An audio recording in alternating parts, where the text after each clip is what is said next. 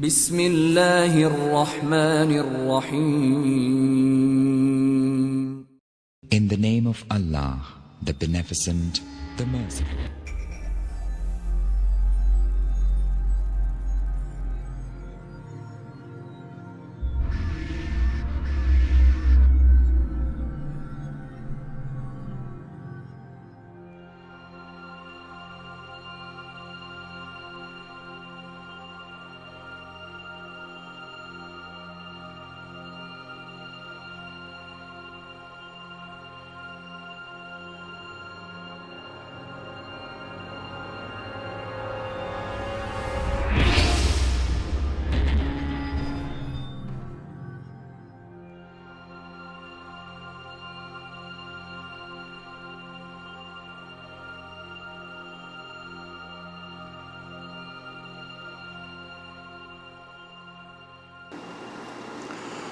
ان الحمد للہ نحمده ونستعینه ونستغفره ونعوذ باللہ من شرور انفسنا ومن سیئات اعمالنا من يهده الله فلا مضل له ومن يضلل فلا هادي له واشهد ان لا اله الا الله وحده لا شريك له واشهد ان محمدا عبده ورسوله.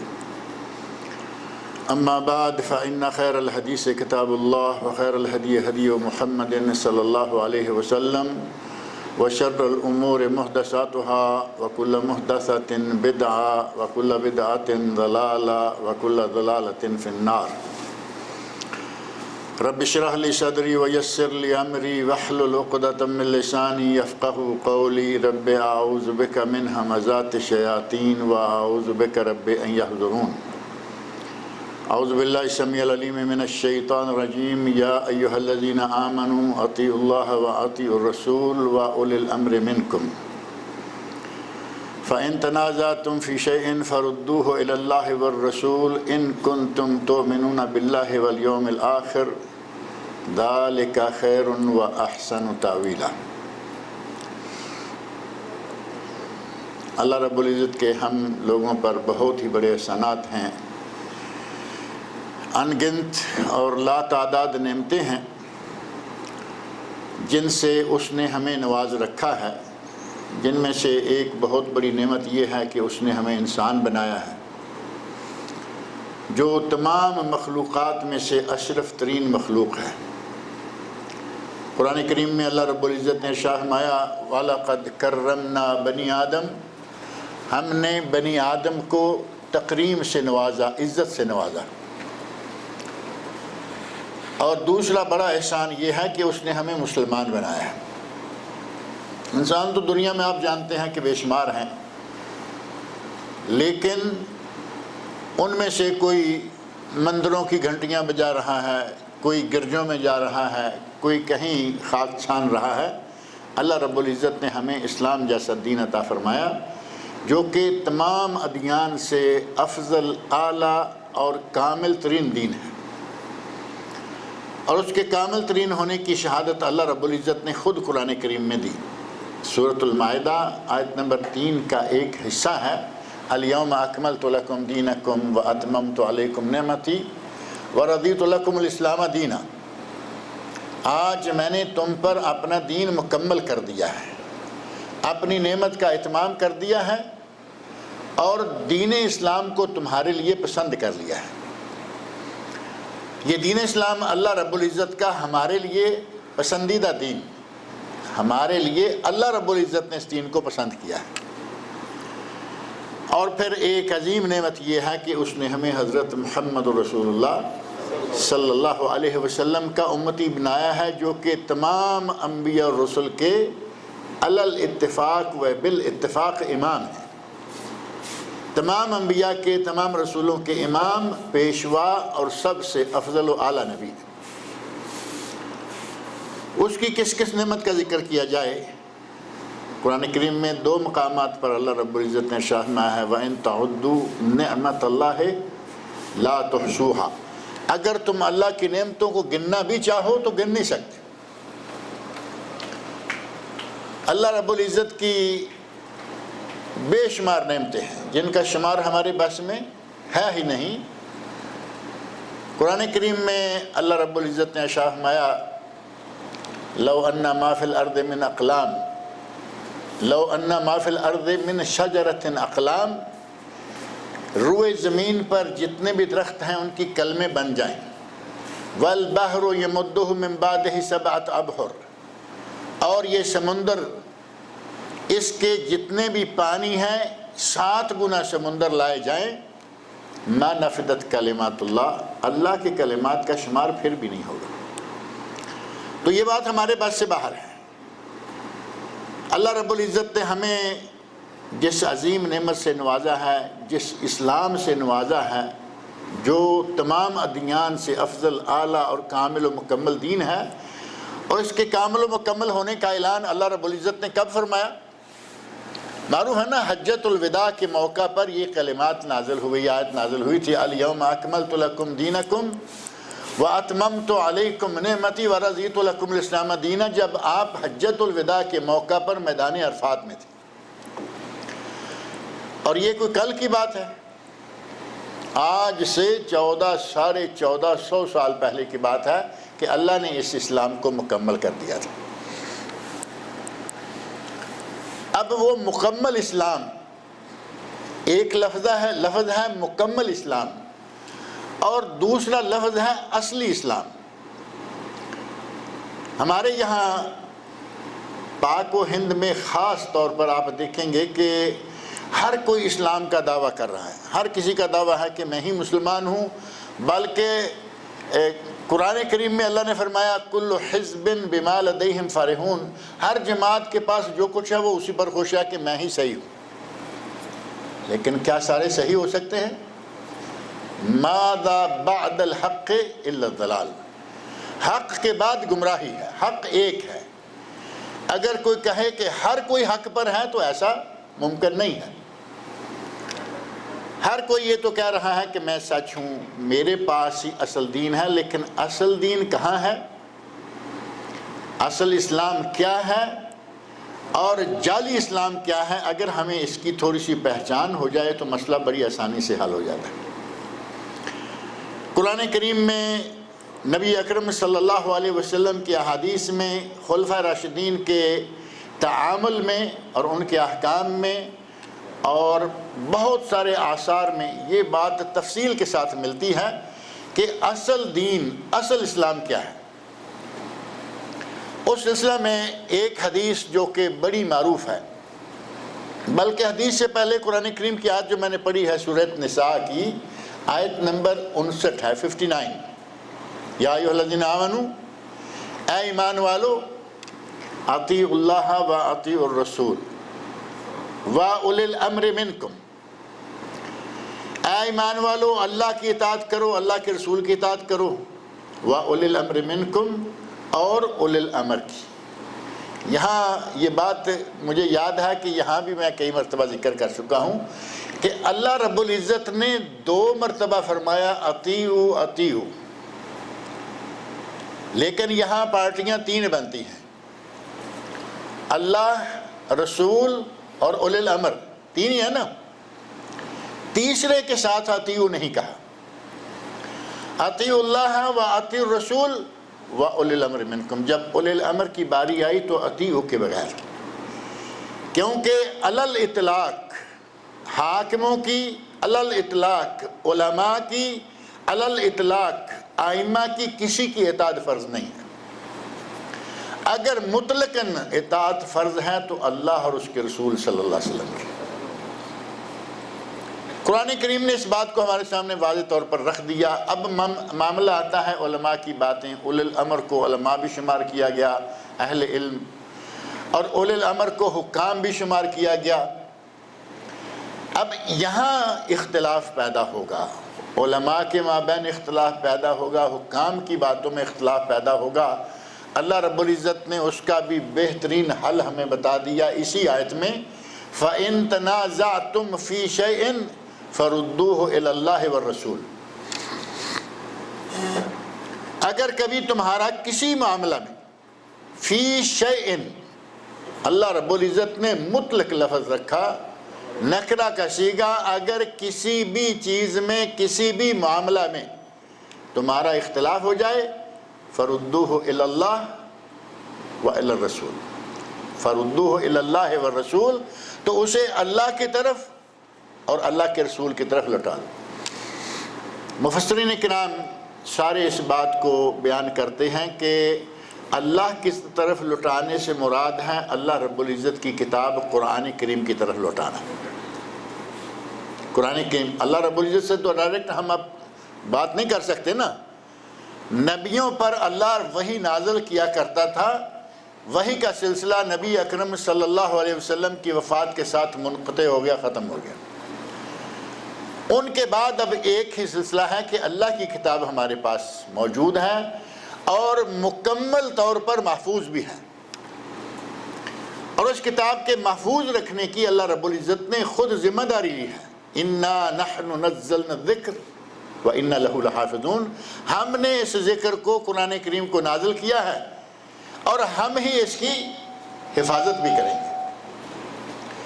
اللہ رب العزت نے حفاظت کی ذمہ داری بھی لے رکھی ہے اور ہمارے پاس الحمدللہ قرآن کریم محفوظ ہے، اور اللہ نے اس انداز سے حفاظت کی ذمہ داری لی ہے کہ قیامت تک اس میں اگر کوئی شخص زیر زبر پیش کسی حرکت کا بھی اضافہ یا کمی کرنا چاہے گا تو وہ نہیں کر سکتا۔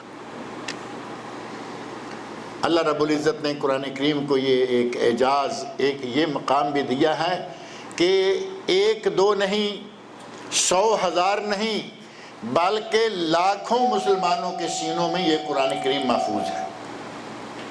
لاکھوں لوگ حفاظ قرآن، عورتیں حافظات، مرد حافظ، بڑے حافظ اور بچے حافظ، چھوٹی چھوٹی عمر کے بچوں کو اللہ رب العزت نے یہ کرم کیا ان پر کہ وہ حافظ قرآن، اور 30 سپارے 114 صورتیں ہم شاید 99 دن میں اس کو مکمل نہ کر پائیں، آنکھوں سے دیکھ کر پڑھ کر۔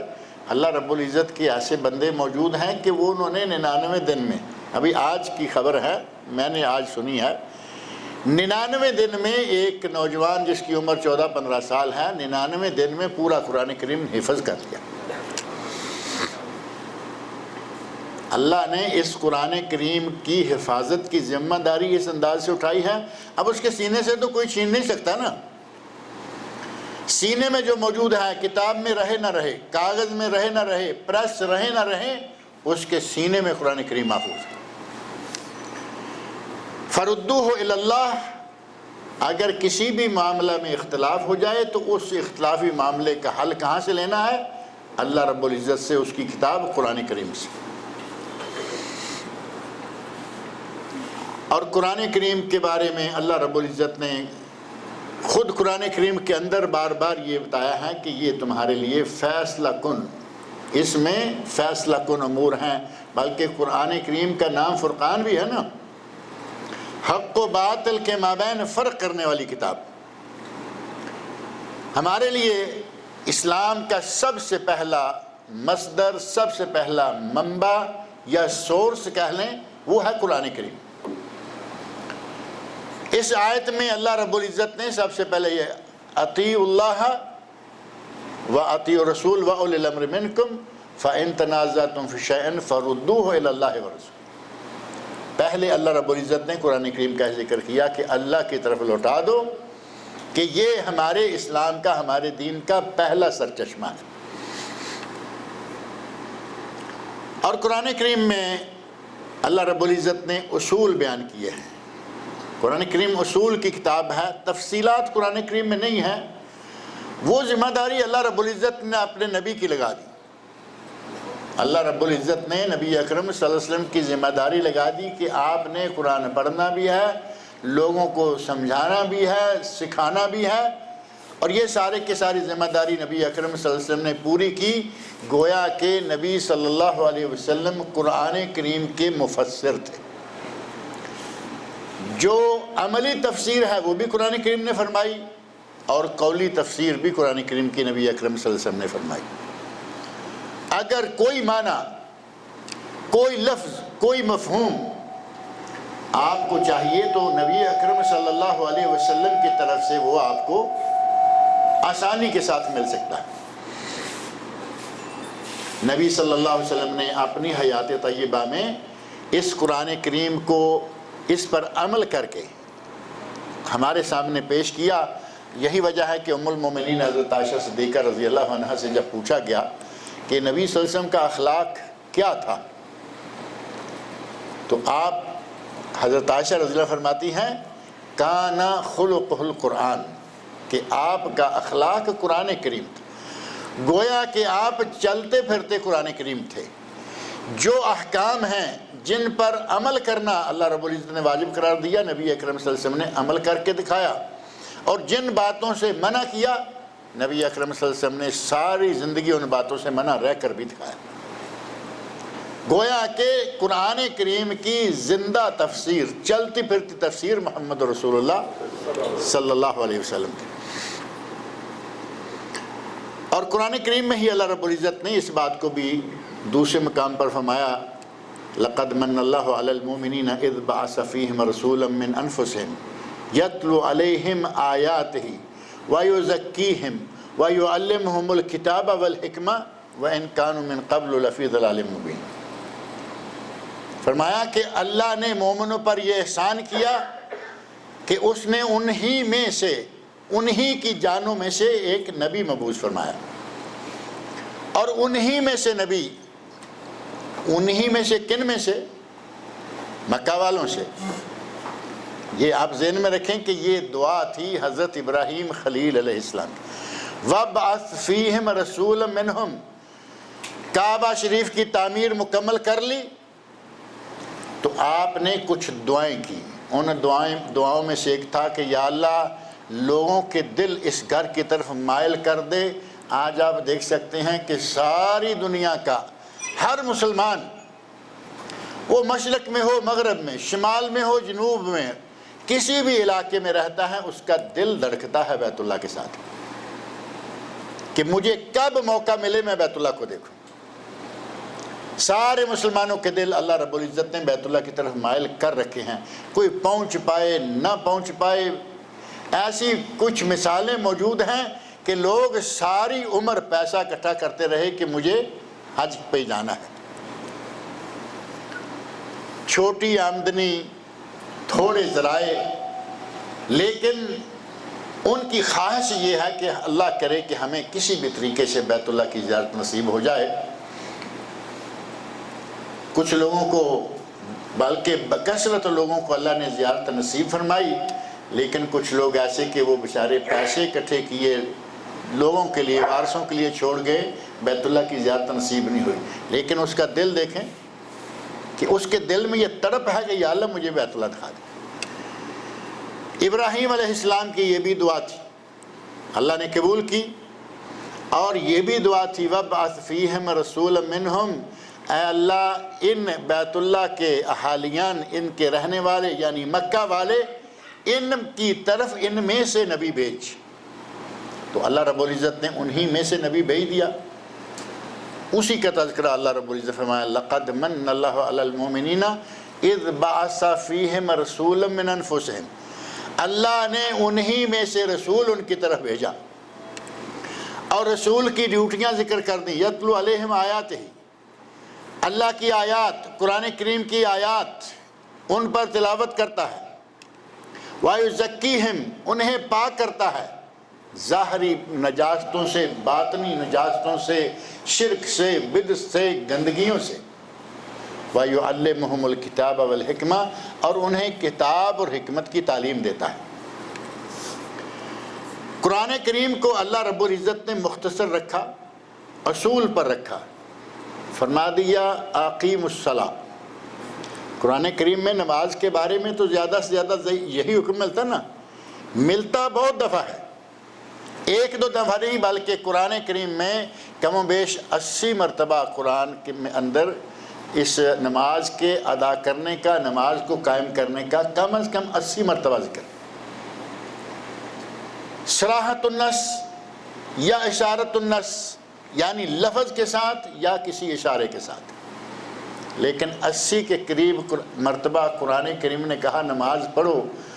لیکن نماز پڑھنے کا طریقہ کیا ہے، نماز کے اوقات کیا ہیں، نماز کی رکعتیں کیا ہیں، ایک رکعت میں کیا کرنا ہے، یہ ساری تفصیلات تو قرآن کریم میں نہیں ہے نا۔ کتنے کم نصیب ہیں وہ لوگ جو کہتے ہیں کہ نہیں ہمیں قرآن کافی ہے۔ صرف قرآن سے تمہارا کیسے گزارا ہوگا؟ صرف قرآن سے۔ اگر کوئی آدمی حدیث کو چھوڑ لیتا ہے وہ قرآن سمجھ ہی نہیں سکتا، قرآن پڑھ ہی نہیں سکتا، عمل کرنا تو دور کی بات ہے۔ اور اگر کوئی کہے کہ میں قرآن کافی ہے، سنن ابو داود، مستدرک امام حاکم، مسند امام احمد، حدیث کی بعض کتابوں میں ایک واقعہ موجود ہے کہ نبی اکرم صلی اللہ علیہ وسلم نے ایک مرتبہ ارشاد فرمایا تھا، یوشکو الا یوشکو ان یکون رجل شبعان علی اریکتہ، ایک آدمی اپنے گاؤ تکیے پر ٹیک لگا کر بڑے مزے سے بیٹھا ہوا ہوگا، اس کے پاس میری حدیث آئے گی تو کہے گا کہ ہمیں قرآن کافی ہے۔ اور نبی اکرم صلی اللہ علیہ وسلم کا یہ ارشاد گرامی من و ان ہمارے ہندوستان میں ثابت ہوا۔ میں پاکستان، ہندوستان، بنگلہ دیش کی تقسیم کی بات نہیں کر رہا، جب ہندوستان تھا، بھارت، اس تقسیم سے پہلے ایک شخص بالکل اسی طرح جس طرح نبی اکرم صلی اللہ علیہ وسلم نے 1450 سال پہلے فرمایا تھا کہ ایک آدمی اپنے گاؤ تکیے پر ٹیک لگا کر بڑی شان بان سے بیٹھا ہوگا، اس کے پاس میری حدیث آئے گی اور وہ کہے گا کہ ہمیں اس کی ضرورت نہیں ہے، ہمیں کافی ہے جو قرآن کریم ہے۔ منکرین حدیث ہوئے نا یہ لوگ۔ یہ آدمی عبداللہ چکرالوی کے نام سے ہندوستان میں یہ ہوا، اور علماء اکرام نے لکھا کہ بالکل اسی طرح واقعہ پیش آیا۔ یہ ہے منکرین حدیث۔ منکرین سنت رسول صلی اللہ علیہ وسلم کہتے ہیں ہمیں قرآن کافی ہے، اور یہ آپ کے علم میں ہوگا کہ یہ تھوڑے سے ہی لیکن اس وقت مختلف ملکوں میں یہ لوگ پھیلے ہوئے ہیں، پاکستان میں ہیں، انڈیا میں ہیں، بنگلہ دیش میں ہیں، خلیجی ممالک میں آئے ہوئے ہیں، اور کویت میں بڑی کثرت سے تھے۔ کویت میں ان کی کافی کثرت تھی، ظاہر ہے کہ کویتی تو نہیں ہوں گے نا، اسی طرح ہماری طرح جو رفیق جمع ہوئے ہیں وہاں۔ کویتی حکومت کو یہ معلوم ہوا کہ یہاں اس عقیدہ کے لوگ موجود ہیں کہ ہمیں قرآن کافی ہے، انہوں نے ان کے لٹریچر سے پاکستانی انڈین علماء کے ذریعے تحقیق کروا کے بالآخر سرکاری طور پر یہ فتویٰ صادر کیا کہ جو اپنے آپ کو اہل قرآن کہلواتے ہیں اور منکرین حدیث ہیں وہ کافر ہیں۔ کویت حکومت کی طرف سے ان پرویزیوں یا ان منکرین حدیث کے بارے میں یہ فتویٰ موجود ہے کہ یہ کافر ہیں، مسلمان نہیں ہیں، لیکن اپنے آپ کو تو وہ بھی ہم سے بہتر سمجھتے ہیں نا۔ کس کس کا ذکر کریں، یہاں تو جن کا اسلام سے دور کا بھی واسطہ نہیں ہے وہ کہتے ہیں ہم مومن ہیں، اور یہ سارے منافق بیٹھے ہوئے ہیں۔ پارٹی معلوم ہے نا آپ کو۔ شیعہ حضرات ہمیں منافق سمجھتے ہیں، اور ہم تو کس باغ کی مولی اور کس تھالی کا بینگن ہے۔ صحابہ کرام رضی اللہ عنہم چند لوگوں کو چھوڑ کر کہتے ہیں کہ باقی سارے صحابہ نعوذ باللہ منافق تھے۔ ابھی پچھلے دنوں کتنے بکواس کیے گئے، کتنی زبان درازی اور بدتمیزیاں کی گئیں صحابہ کرام رضی اللہ عنہ کے بارے میں۔ وہ ہر کوئی سمجھتا ہے کہ ہم ہی ٹھیک ہیں، لیکن اصل اسلام کیا ہے؟ نبی اکرم صلی اللہ علیہ وسلم کے ارشادات میں اور قرآن کریم کی آیات میں، یہ ہمیں آسانی سے مل جاتا ہے۔ اللہ رب العزت نے فرمایا کہ جب کوئی تنازع ہو جائے تو اللہ اور اس کے رسول، اس کا معنی یہ ہوا کہ اصل اسلام یہی ہے نا، یا اللہ نے جو بتایا وہ اسلام ہے، یا جو رسول اللہ نے بتایا وہ اسلام۔ قرآن کریم میں تو کسی کو شک نہیں ہے کہ قرآن کریم، لیکن ایک پارٹی کو قرآن کریم میں بھی شک ہے، کہتے ہیں کہ یہ تو ہے ہی ناقص، پورا نہیں ہے۔ یہی لوگ جو ہمیں صحابہ کرام کو ہمیں برا بھلا کہتے ہیں، ہوتے ہیں کہ قرآن کریم ناقص ہے، یہ تو 40 سپارے نازل ہوا تھا، 40 سپارے تھا مکمل قرآن، اور ان میں سے 10 سپارے کہتے ہیں، ابھی ہمارے پاس تو 30 ہے نا،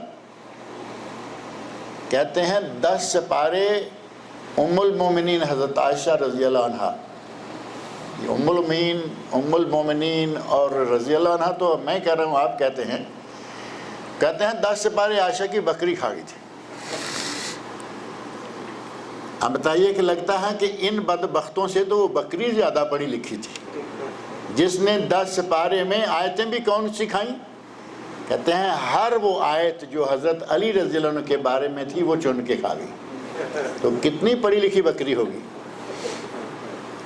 قرآن کریم مکمل اور بغیر کسی زیر زبر تک کی کمی کے ہمارے پاس الحمدللہ موجود ہے، اور اللہ رب العزت نے اس کے تحفظ کی ضمانت دے رکھی ہے، شہادت اور گواہی ذمہ داری لے رکھی۔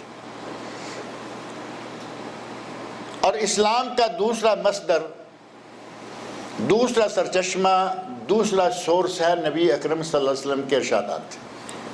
فردوہ الی اللہ والرسول، تنازع ہو جائیں تو اپنے معاملے کو اللہ اور اس کے رسول کی طرف لوٹاؤ۔ پہلی چیز کہ ہم نے قرآن کریم کو لینا ہے۔ خلفائے راشدین نے خاص طور پر حضرت عمر فاروق رضی اللہ عنہ نے اپنے گورنروں کو باقاعدہ یہ آرڈر بھیج رکھا تھا کہ سب سے پہلے دیکھو کہ قرآن کریم میں کیا حکم ہے۔ اگر کسی وجہ سے کوئی معاملہ آپ کو قرآن کریم سے نہیں ملتا تو سنت رسول صلی اللہ علیہ وسلم میں دیکھو۔ یہ بنیادی 2 چیزیں ہیں جن کا مجموعہ اسلام ہے۔ اور پھر وہ حدیث بڑی معروف ہے، ترکت فیکم امرین، اور ایک روایت میں ترکت فیکم شیئین، میں تمہارے مابین 2 چیزیں چھوڑ کے جا رہا ہوں، اور وہ 2 چیزیں کیا ہیں؟ لن تضلوا ما تمسکتم بہما۔ مختلف الفاظ، مختلف انداز سے، مختلف پیرایوں میں یہ حدیث موجود ہے۔ اس وقت تک تم ہرگز گمراہ نہیں ہوگے جب تک ان 2 چیزوں کو پکڑے رکھو گے۔ اور وہ 2 چیزیں کون سی گنوائی ہیں نبی اکرم صلی اللہ علیہ وسلم نے؟ کتاب اللہ و سنت رسول۔ اور ایک جگہ شیئین بھی نہیں، امرین بھی نہیں، بلکہ ثقلین ہے، 2 چیزیں وہ بھی۔ اور ایک جگہ قرآن کریم کے بعد سنت رسول کی بجائے اطرتی کا لفظ ہے کہ میرے خاندان کے لوگ، یہ بھی میرے بعد جو صحیح اسلام پر چلنے۔ آج آپ کو معلوم ہے کہ سید کے نام سے، نبی صلی اللہ علیہ وسلم کے خاندان کے نام سے بڑی دنیا موجود ہے۔ آپ دیکھیں ہمارے یہاں تو جو ہیں وہی ہیں یقیناً، لیکن ہمارے پاک و ہند میں تو آپ کو معلوم ہے کہ گلی گلی سید، محلہ محلہ سید، سید کا کچھ شمار ہی نہیں، کتنے سید آ گئے ہیں وہاں۔ اور کہاں سے آ گئے؟ سید ہونے چاہیے تھے عراق میں ہوتے، کوفہ کربلا تو عراق میں ہے نا، مدینہ منورہ میں سید ہوتے، مکہ میں، سعودی عرب میں لگا لیں، خلیج میں سید ہوتے، شام میں سید ہوتے۔ یہاں آپ کو سید خال خال کوئی ملے گا، اور ہمارے یہاں ہر دوسرا آدمی سید، ہر تیسرا آدمی سید۔ ہمیں یہ حق تو نہیں پہنچتا کہ ہم کسی کے بارے میں شک کریں، لیکن کیا کریں؟ کیا یہ سارے لوگ واقعی اتنے سید ممکن ہیں کہ پاک و ہند میں ہوں؟ جہاں ہونے چاہیے تھے وہاں نظر نہیں آتے، کوئی کہیں نظر آتا۔ نبی صلی اللہ علیہ وسلم کے اہل بیت میں سے، نبی صلی اللہ علیہ وسلم کے خاندان کے افراد میں سے اگر کوئی صحیح طور پر سنت اور کتاب و سنت پر عمل کرنے والا ہے تو نبی صلی اللہ علیہ وسلم نے اس کا بھی احترام کرنے کا حکم دیا ہے۔ فرمایا 2 چیزیں چھوڑ کے جا رہا ہوں، ان دونوں کو مضبوطی کے ساتھ پکڑے رکھو۔ اگر ان دونوں پر مضبوطی کے ساتھ عمل کرتے رہو گے تم ہرگز گمراہ نہیں ہوگے۔ اور دونوں میں سے دوسری چیز ہے وہ سنت رسول صلی اللہ علیہ وسلم۔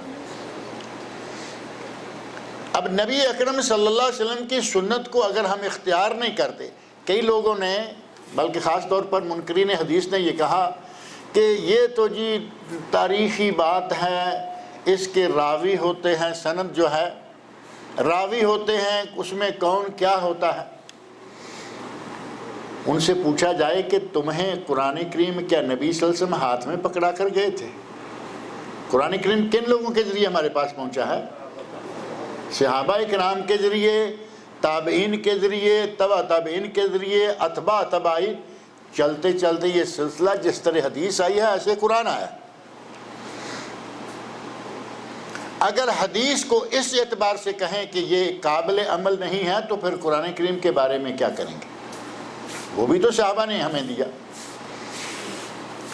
حدیث رسول نبی اکرم صلی اللہ علیہ وسلم کی احادیث کے مجموعے آج ہمارے پاس بڑے بہترین شکل میں موجود ہیں. اہل علم نے شروع میں جمع کیے. اللہ رب العزت نے جب کہا نا اِنَّا نَحْنُ نَزَّلْنَا الذِّكْرَ وَإِنَّا لَهُ لَحَافِظُونَ، ہم قرآن کریم کو نازل کرنے والے ہیں اور ہم ہی اس کی حفاظت کریں گے. اب ذکر میں قرآن کریم کے ساتھ نبی اکرم صلی اللہ علیہ وسلم کی احادیث بھی شامل ہیں. وحی دونوں ہیں یا نہیں؟ ایک وحی جلی قرآن کریم جس کو وحی متلو بھی کہا جاتا ہے، وہ وحی جس کی باقاعدہ تلاوت کی جاتی ہے، اور دوسری وحی خفی غیر متلو جس کی تلاوت باقاعدہ قرآن کی طرح نہیں ہوتی لیکن وحی ہے. اور وہ کیا ہے؟ نبی اکرم صلی اللہ علیہ وسلم کی حدیث، آپ کے ارشادات. اور حدیث رسول کے وحی ہونے کا ذکر تو قرآن کریم میں اللہ نے خود کیا ہے. قرآن کریم میں بعض لوگ حدیث سے بڑے سٹپٹا اٹھتے ہیں، چمک جاتے ہیں. حدیث کے لفظ کو ایسے ہوتا ہے کہ جیسے کسی نے ان کو کچھ مار دیا ہو. اللہ کے بندو، حدیث کو قرآن کریم نے حدیث کے لفظ سے ذکر کیا. فَبِأَيِّ حَدِيثٍ بَعْدَهُ يُؤْمِنُونَ. فَبِأَيِّ حَدِيثٍ، حدیث کا لفظ ہے نا یہ، اور یہ ایک جگہ نہیں، قرآن کریم کے کئی مقامات پر یہ لفظ موجود ہے. قرآن کریم کو بھی اللہ نے حدیث کہا.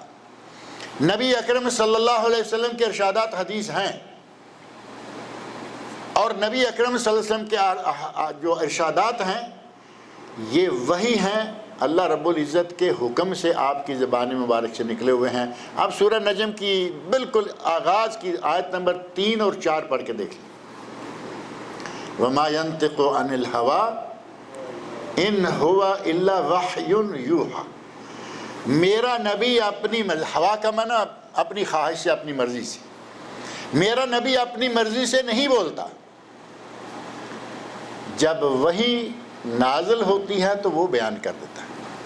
وَمَا يَنْتِقُ عَنِ الْهَوَىٰ إِنْ هُوَ إِلَّا وَحْيٌ يُوحَىٰ. معنی یہ ہوا کہ قرآن کریم بھی وحی ہے اور حدیث شریف بھی وحی ہے.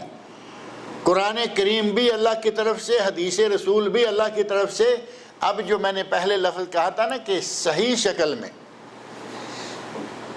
اب یہ دیکھنا ہوگا کہ حدیث جو ہمارے سامنے حدیث کے نام سے بیان کی جا رہی ہے، کیا وہ حدیث ہے بھی یا نہیں. یہاں آ کے مسئلہ جو ہے وہ کافی رکتا ہے.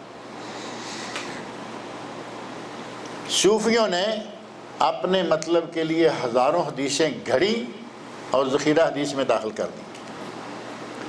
شیعہ نے اپنے مقصد کے لیے ہزاروں حدیثیں گھڑی اور ذخیرہ حدیث میں داخل کر دی. مختلف باطل نظریات کے لوگوں نے اپنی اپنی مرضی کی حدیثیں گھڑ کر نبی صلی اللہ علیہ وسلم کی طرف منسوب کی، الٹی سیدھی کوئی نہ کوئی سند بنائی اور حدیث کی کتابوں میں داخل کر دی. ایسی کسی حدیث کو ہم حدیث کہہ ہی نہیں سکتے. اگر کہتے بھی ہیں تو علماء کرام نے کیا ان کے لیے نام رکھے ہیں؟ باطل نمبر 1، موضوع نمبر 2، ضعیف نمبر 3، منکر نمبر 4، نمبر 5 لا اصل لہ. مختلف ناموں سے محدثین کرام نے کہا کہ یہ حدیث ہے ہی نہیں. یہ ادھر سے ادھر سے لوگوں نے داخل کر دی. کسی نے اپنے کوئی بھی بات منانے کے لیے اس کو حدیث کہہ دیا. اور آج کل تو آپ جانتے ہیں کہ حدیث کہہ کر لوگوں پر اپنا روب جھاڑا جاتا ہے. کسی بھی بات کو کہیں حدیث میں آیا. بلکہ آج کل واٹس ایپ، فیس بک اور یہ وہ جو میڈیا ہے، میڈیا کے جتنے ذرائع ہیں، وہاں تو بہت عجیب سا منظر بنا ہوا ہے. کوئی بھی بات لکھ کے نیچے بریکٹ میں دے دیں گے بخاری. اب عام پڑھنے والا آدمی تو کہے گا کہ بخاری شریف تو حدیث کی کتابوں میں سے معتبر ترین کتاب ہے. معتبر ترین. قرآن کریم کے بعد روئے زمین پر اگر کوئی سب سے صحیح ترین کتاب ہے تو وہ بخاری شریف ہے. پڑھا لکھا آدمی تو فوراً کہے گا کہ بھائی اگر بخاری میں ہے تو ٹھیک ہے. اب اتنی توفیق، کتنی فرصت ہمارے پاس نہیں ہوتی کہ تھوڑا بہت چیک ہی کر لیں کہ کیا واقعی حدیث بخاری میں ہے بھی یا نہیں. اور پچھلے دنوں ایسے واقعات آئے کہ بخاری کے نام سے حدیث پیش کر دی گئی، واٹس ایپ میں پوسٹ ادھر ادھر جا رہی ہے، پتہ چلا کہ بخاری میں اس نام کی اس معنی کی کوئی حدیث ہی نہیں ہے۔ اور کچھ لوگوں کو اتنی تکلیف ہوتی رہتی ہے بخاری کے نام سے، وہ تڑپتے ہیں، بخاری کہتے ہی ایک دفعہ ایسا ہوتا ہے کہ جیسے آدمی کو پتہ نہیں کیا ہو گیا ہے۔ ان دنوں آج کل ایک شخص کی بات چل رہی ہے جس نے بخاری شریف کے خلاف بد زبانی کی، وہ عربوں میں سے ہے، اور اس کے خلاف ڈاکٹر عبداللہ المطلق حفظہ اللہ سعودی عرب کے بڑے کبار علماء میں سے ہیں، انہوں نے اور دیگر کئی لوگوں نے رد کیا اور کہا کہ امام بخاری رحمۃ اللہ علیہ علم کا پہاڑ تھے، امام بخاری کا حفظ، امام بخاری کا اتقان، امام بخاری کا تقوی، امام بخاری کی کتاب وہ اس لائق نہیں ہے کہ اس کے بارے میں زبان کھولی جائے۔ اس کی صحت پر پوری امت کا اجماع ہو چکا ہے۔ اجماع امت بخاری شریف کے بارے میں کیا ہے؟ اصح الکتب بعد کتاب اللہ صحیح الامام بخاری، قرآن کریم کے بعد جو دنیا کی صحیح ترین کتاب ہے وہ بخاری شریف ہے۔ پوری امت کے بڑے بڑے علماء اس بات پر متفق ہیں کہ قرآن کریم کے بعد دنیا کی صحیح ترین بخاری ہے۔ اور ہمارے کئی مولویوں کو اتنی تکلیف ہو جاتی ہے کہ ایک مجلس میں آپ 2-3 مرتبہ بخاری کا حوالہ دے دیں، مجلس مشترک ہو، مختلف لوگوں کی ہو۔ ہمارے معلوم ہے نا کہ بعض جلسے ایسے ہوتے ہیں اس میں حنفی، بریلوی، دیوبندی، حتیٰ کہ شیعہ تک بھی شامل ہیں۔ ہماری بعض جماعتوں کو تو بڑا مزہ رہتا ہے، اپنے ووٹ اکٹھے کرنے کے لیے شیعہ کو بھی بلا لیتے ہیں۔ شیعہ بھی موجود ہے، سنی موجود ہے، وہابی موجود ہے، دیوبندی موجود ہے، بریلوی موجود ہے، سب لوگ اکٹھے ہیں۔ آپ اس میں 2-3 مرتبہ بخاری شریف کا حوالہ دیجئے، جو تھوڑے بہت پڑھے لکھے لوگ ہیں ان کو تکلیف ہو جائے گی۔ کن کو؟ جن کو معلوم ہے کہ بخاری شریف کا شاید اکثر حصہ ہمارے خلاف ہے، اور امام بخاری رحمۃ اللہ علیہ نے کوئی جان بوجھ کر ان کے خلاف مواد جمع نہیں کیا۔ نبی پاک صلی اللہ علیہ وسلم کی 7000 کے قریب احادیث ہیں جو یکجا جمع کی۔ ہمارے سامنے نبی صلی اللہ علیہ وسلم کے احادیث، آپ کے ارشادات، آپ کے اقوال کے جوہر پارے سند کے ساتھ اکٹھے کر کے ہمارے سامنے رکھ دیے۔ اور یہ 2-3-4 مرتبہ آپ کہیے بخاری شریف میں آیا ہے، بخاری شریف میں آیا ہے، آپ کو ایسے کئی لوگ ملیں گے کہتے ہیں جی ان کو تو بخاری کا بخار آیا ہوا ہے، ان کو تو بخاری کا بخار آیا ہوا ہے۔ اب ان بیچاروں کو اب کون کیا کہے؟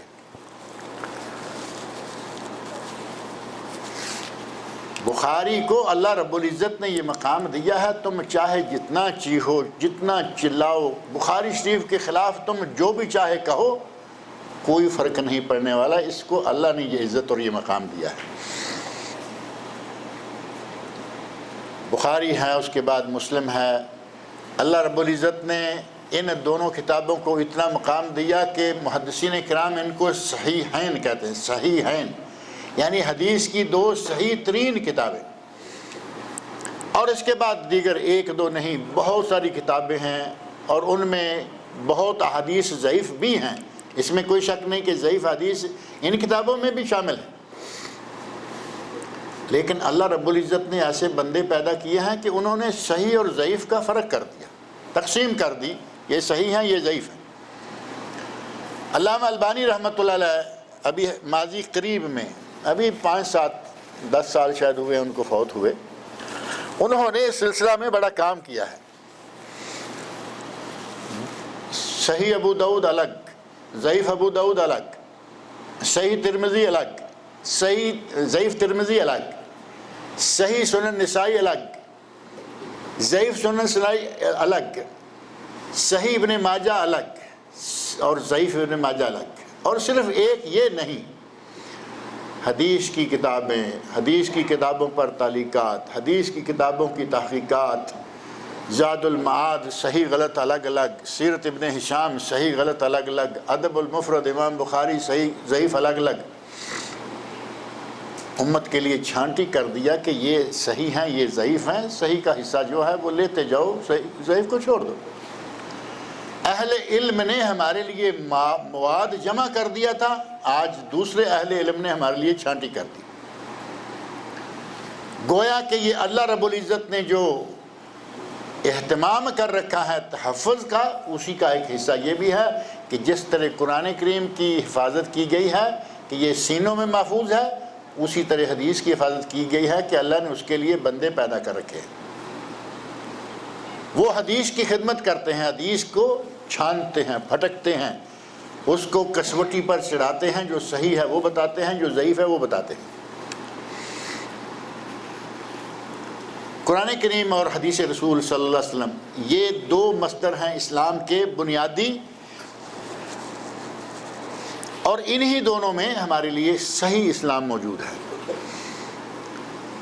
ایک دو نہیں، بہت سارے علماء جو پہلے مقلدین میں سے تھے، بعد میں اللہ نے ان کو توفیق دی اور تعلیم، ظاہر پڑھے ہوئے تو تھے ہی، تھوڑے سے پٹڑی سے اترے ہوئے تھے، پٹڑی پہ آتے ہی ان لوگوں نے اپنا آپ سنوار لیا۔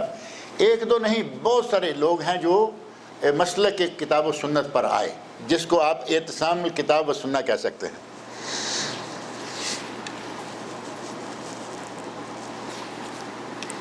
ان میں سے صرف ایک کا مختصر سا تذکرہ، ان کے یوں سمجھیں کہ مسلک حدیث یا مسلک کتاب و سنت کو اپنانے کا ان کا جو مختصر سا تذکرہ ہے وہ آپ کے سامنے رکھنا چاہتا ہوں۔ مولانا عبد الرحمن قاسمی، فاضل دارالعلوم دیوبند،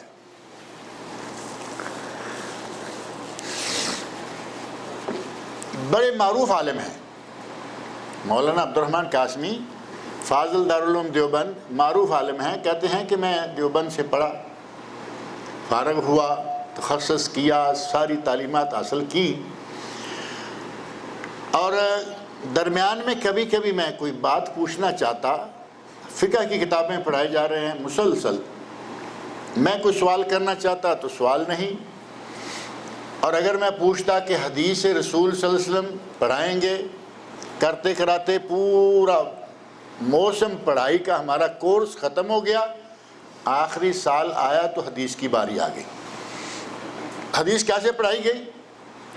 کہتے ہیں کہ جیسے ہم تلاوت کرتے ہیں نا قرآن کریم کی، شروع ہو گئے اور 20 30 50 صفحے پڑھ دیے، اس طرح پوری کتابیں جو صحاح ستہ کہی جاتی ہیں، صحیح ہیں، سنن اربع، ساری 6 حدیث کی کتابیں ایک سال کے اندر انہوں نے درمیان میں سے ہمیں گزار دیا، کوئی شرح نہیں، کوئی تفصیل نہیں، کوئی بحث نہیں، کوئی مباحثہ نہیں، جبکہ فقہ کی کتابیں پڑھاتے ہوئے بعض دفعہ ایک مسئلے پر ایک ہفتہ، بعض مسائل پر کئی مہینے لگ جاتے، اس پہ اتنی بحث ہوتی۔ حدیث کی باری آئی تو بس ایسے اس میں سے ہمیں گزار دیا، ہمیں پتہ ہی نہیں چلا کہ حدیث کیا ہے۔ جب کہتے ہیں کہ میں پڑھانے لگا ایک مدرسے میں، پڑھاتے پڑھاتے مجھے محسوس ہوا کہ میں پھر وہی پڑھائے جا رہا ہوں جو میں نے پڑھا ہے، جو میرے دل میں خواہش تھی کہ وہ حدیث کہاں ہے جسے پڑھنا چاہیے، جو رسول اللہ صلی اللہ علیہ وسلم کے ارشادات کا مجموعہ ہے۔ میں نے ارادہ کیا کہ میں اپنے مدرسے میں حدیث پڑھاؤں گا، بلکہ مشکات شریف کو میں نے تھوڑا تھوڑا کر کے ہمیشہ ساتھ رکھا۔ مشکات حدیث کی کتاب ہے، مجھے ہمارے کئی علماء نے ٹوکا کہ یہ کیا کرتے ہو تم، چونکہ ان کا وہ انداز اپنا ہے، صرف فقہ کی کتاب ہے۔ کہیں آخر میں جا کے ایک دورہ کرا دیا، دورہ حدیث۔ کہتے ہیں کہ بالآخر میں نے علماء اکرام سے ادھر ادھر پوچھنا شروع کیا کہ بھائی کیا سلسلہ ہے یہ، فلاں معاملہ، وہ جا کے سارے کا سارا معاملہ جو ہے وہ ان کا آ کے ٹھہرتا تو وہ فقہ کی کتابوں پر ہی ٹھہرتا۔ بعض احادیث کے بارے میں کہتے ہیں کہ میں بہت سفر کر کے ایک گجرانوالہ کے قریب، پاکستان میں گجرانوالہ کے قریب ایک چھوٹا سا حصہ ہے، چھوٹی سی جگہ ہے، تو اس کو وہاں ایک عالم، میں نام نہیں لیتا، کہتے ہیں کہ میں نے ان سے رابطہ کیا، ان کے پاس میں گیا، میں نے کہا کہ کیا کرنا ہے، یہ معاملہ جو ہے حدیث ذکر کی تو پتہ چلا کہ اس کا راوی جو ہے اس کے بارے میں، حدیث کی تحقیق کے بارے میں پتہ چلا، کسی نے کہا کہ یہ حدیث ضعیف ہے، کہا نہیں نہیں نہیں یہ حدیث صحیح ہے. کیسے؟ یہ راوی ہیں، کہتے ہیں کہ اس کے بارے میں امام بخاری رحمۃ اللہ علیہ نے کہیں کہا ہے کہ امام بخاری رحمۃ اللہ نے اس کے بارے میں سکوت اختیار کیا ہے، یعنی اس کے بارے میں کچھ بھی نہیں کہا. اب ان مولانا نے ان کو یہ سمجھایا کہ دیکھو امام بخاری خاموش ہیں، یعنی یہ ٹھیک ہے. ہمارے یہاں کہتے ہیں نا کہ چلے گا، کہا حدیث صحیح ہے. جبکہ دوسری کتاب میں امام بخاری رحمۃ اللہ علیہ کے بارے میں، بلکہ جس کتاب کا حوالہ دیا اسی کے مقدمہ میں یہ بات لکھی ہوئی ہے کہ اگر کسی راوی کے بارے میں امام بخاری خاموش ہو تو وہ راوی زیرو ہے، وہ اس کے بارے میں بات کرنا بھی پسند نہیں کرتے. کہتے ہیں کہ مجھے بڑا تعجب ہوا، میں پلٹ کے گیا مولانا کے پاس، میں نے کہا مولانا کیا کر رہے ہیں؟ تو کہا کہ اپنے مسلک کی خاطر ہمیں کبھی کبھی ایسا کرنا پڑتا. اب اندازہ کریں کہ قرآن کریم کو، نبی اکرم صلی اللہ علیہ وسلم کی احادیث کو چھوڑ کر اگر یہ رنگ اختیار کریں گے تو اصلی اسلام ان کے پاس آئے گا؟ کوئی بھی ہو، کسی نام کا، کسی جماعت کا آدمی اگر قرآن کریم کو چھوڑ کر، رسول اللہ صلی اللہ علیہ وسلم کی حدیث کو چھوڑ کر کسی امام، کسی استاد، کسی پیر، کسی بزرگ کی وہ پیروی کرنا شروع کر دے، وہ اسلام میں نہیں رہے گا. کیونکہ اسلام نام ہے کتاب اللہ اور سنت رسول کا، اور نبی صلی اللہ علیہ وسلم نے جو ارشاد فرمایا ہے علیکم بسنتی و سنت الخلفاء الراشدین المہدیین من بعدی، میرے خلفاء کی سنت، خلفاء راشدین چاروں کی سنت سے ثابت ہو جائے. نبی اکرم صلی اللہ علیہ وسلم فرما کے گئے ہیں، ٹھیک ہے. گویا نبی صلی اللہ علیہ وسلم اور خلفاء راشدین کی سنت ہو گئی سنت، اور پہلے ہے قرآن کریم. اور تیسری چیز ہوتی ہے اجماع، اجماع صحابہ یا اجماع امت.